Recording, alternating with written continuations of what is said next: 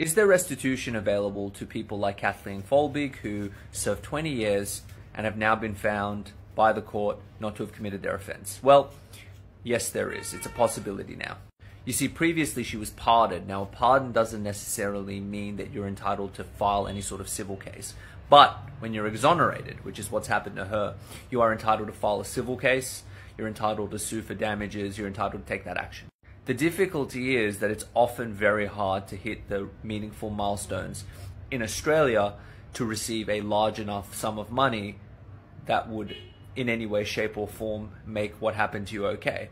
And realistically, there is no amount of money. How much could I pay you to be the most hated person in the country, to have to live in custody for 20 years and be accused of taking your 4 children's lives? There's no amount that can even come close.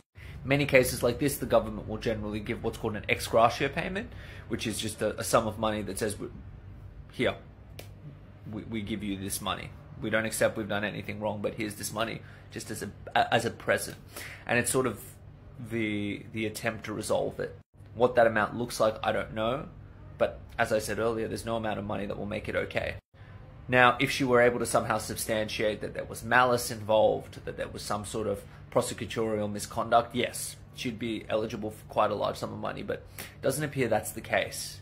It just appears that new evidence has come forward and exonerated her, that evidence being scientific in nature.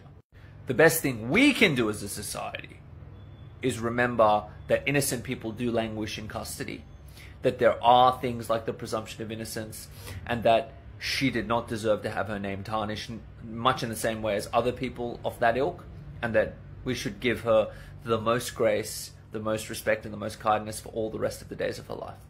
Follow me for more legal TikTok.